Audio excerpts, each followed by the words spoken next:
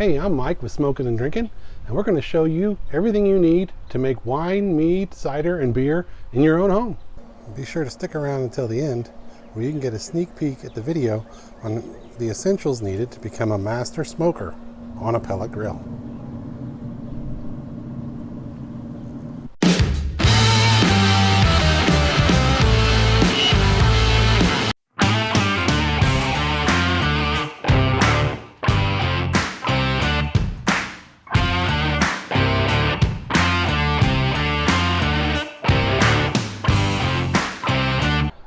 Alright, so did you ever wonder if you could make wine or beer in your home, but you didn't know how to get started?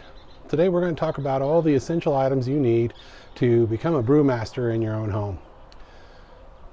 So you don't need a whole lot. If you've seen my video on making a cheap red wine, you'll know that all you really need is a funnel, a jug of juice, and some yeast. But that's not the way you should really do it. If you're going to get serious about making wine or mead, you want to have some equipment, and there are some essential items you need to make sure that you make a safe and delicious wine and you don't have any problems along the way. As you can see, I've got a couple brews going here. I've got a Cabernet Sauvignon and an apple cider going. You can see I have those both in a 1 gallon narrow mouth fermenter. It's basically just a cider jug or a wine jug. You can buy fermenters. You can get a lot of different fermenters, wide mouth. I have other wide mouth ones. You can get those on Amazon or in your local brew shop. But I do everything in 1 gallon batches. Some people do 5 gallon batches and bigger, but I've been doing everything in just 1 gallon batches. There's just me and my wife at home now. Can't drink 5 gallons of wine, so we keep it small and simple.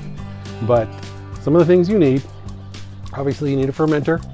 You can see I have a rubber bung and an airlock. These are crucial to your brewing process, your fermenting process. When you ferment a wine or a mead or a cider or a beer, the fermentation process, when it consumes the sugars and converts it to alcohol, it also creates carbon dioxide and many other gases. Those gases need to escape your brew. But you don't want other things getting into your brew. You don't want bugs, infections, bacteria, things like that, cat hair if you have a cat around the house or a dog. You want to keep those things out. Oxygen exposed to a brew when alcohol is present is bad. That can create oxidation, can create off flavors, kind of a sherry type of flavor, can create vinegar. You don't want those things. So you want to have an airlock to keep the bad things out and also allowing the carbon dioxide to escape. If you don't have something to allow that carbon dioxide to escape, if you just put a cap on there, you're going to create a bomb. It will explode. You will have wine on your ceiling, everywhere else you'll have glass. It's a bad thing. You want to make sure that you have an airlock to allow those carbon dioxide gases to escape. Other than that, it's fun to watch. You can see they're both bubbling away right now. I've got this one in a pan, an aluminum pan, because it got a little overactive and overflowed.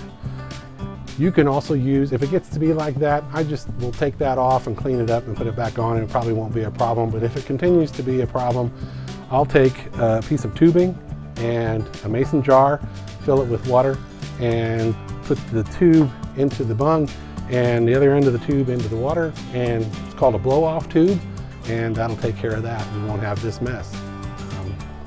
Some of the other things that you need, obviously a pitcher is helpful when you're mixing. Sanitization is very important. You want to be sure and sanitize all of your equipment, your fermenters, your airlocks, everything, even your hands. You want to be as sanitary as possible so that you don't introduce infections into your brew. I use a product called Star San. You can get this on Amazon or at your local brew shop again. It takes just a small amount in a couple gallons of water.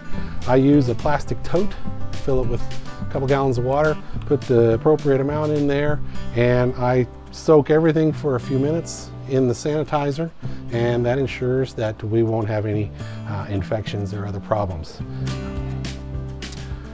You want to be sure, a tip on that, the rubber and plastic items that you put in there, like the rubber on this baster, the Star San has some acid in it. It's slightly acidic, and it will deteriorate the plastic and the rubber items. So you don't want to leave them in there too long. Just a couple minutes, 2 or 3 minutes, enough to sanitize that, and then you want to pull them out. It is food safe, so food grade and safe for humans, so you don't have to worry about consuming that, getting it in your brew. It won't cause any problems. So you want to make sure and sanitize everything, including your bottles that you're going to put your wine in. We'll get to that in a minute, but back to our essential equipment. One of the things that is crucial, I really think that everyone should have a hydrometer and a graduated cylinder. What the hydrometer does is it measures the specific gravity of the must or juice. For some reason they call it a must before it becomes wine. I think it's Latin or Greek or something like that. I'll have to look that up. Somebody will probably tell me in the comment section. But anyway, the hydrometer measures specific gravity, which is how dense the sugars are in your brew. The specific gravity of water is 1.000. There's no sugar in there. So that's kind of the baseline. These two brews, when I added, this one was just apple juice, and this one was a Cabernet Sauvignon it was a concentrate from Coloma Frozen Foods. You can also get that on Amazon. I'll put a link in the description for that. But those both had a specific gravity of 1.050. What that means is they started at 1.050. They will ferment all of the sugars out. They will go dry, which means there will be no sugar. They won't be sweet. The goal is to have them at 1.000 or below, which means that not only that they're dry, but also that the fermentation process is done. You don't want to bottle this before it's done fermenting because, again, boom. So this helps you measure when your brew is done. It also helps you calculate your ABV, your alcohol by volume. And I'll put a link to the calculation there. It's a simple calculation. You take the beginning specific gravity minus the ending gravity, and you multiply that by a multiplier, and that gives you your approximate ABV. Again, I'll leave a link to that, or maybe I'll put that here.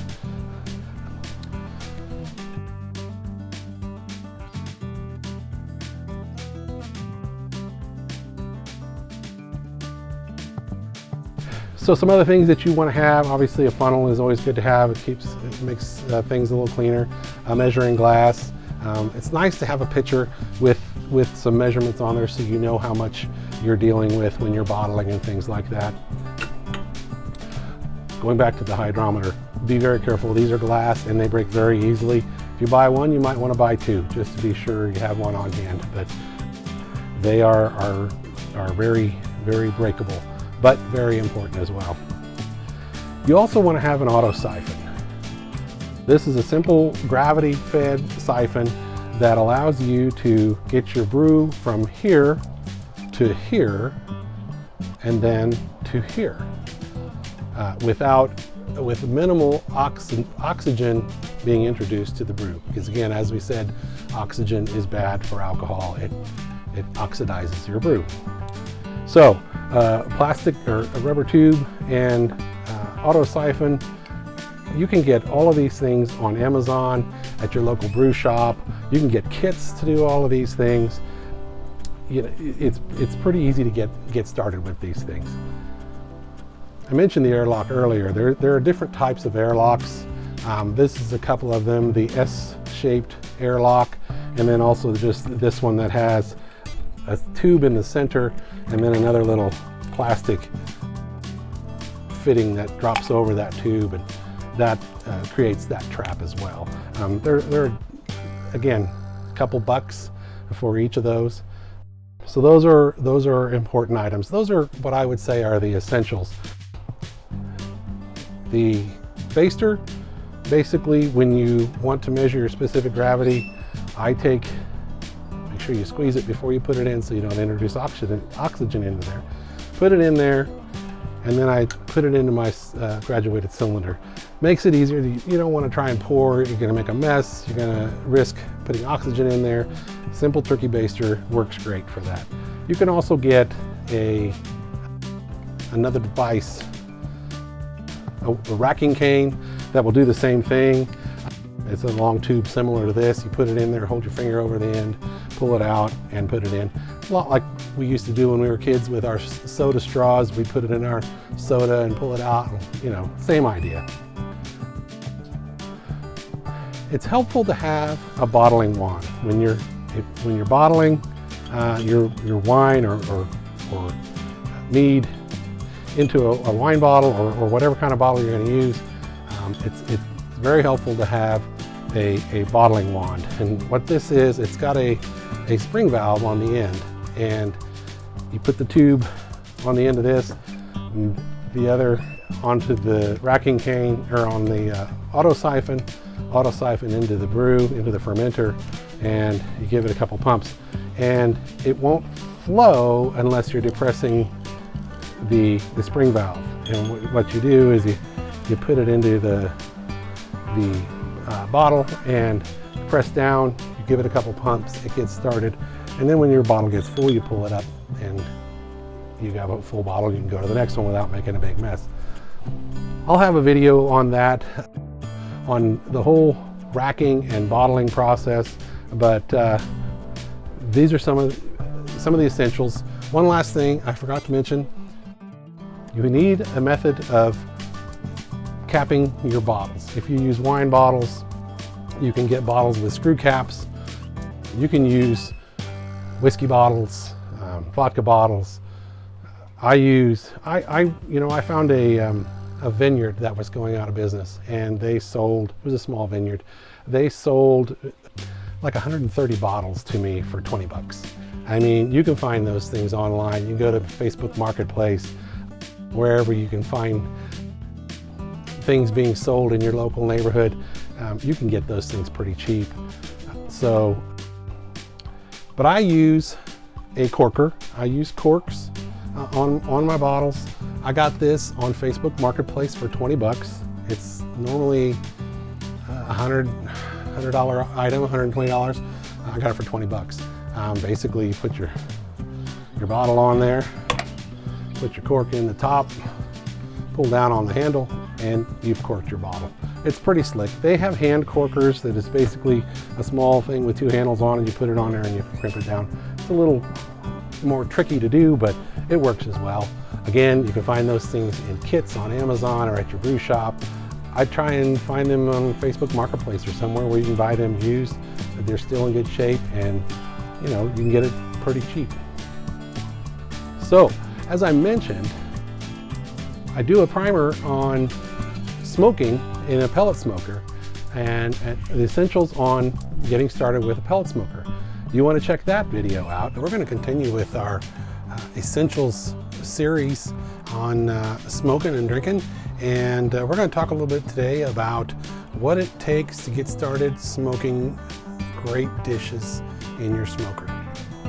We're going to talk about the smoker and the accessories, the tools, and we'll focus on what you need and what you may want to get that's helpful. So thank you, as always, for watching Smoking and Drinking, and Prost.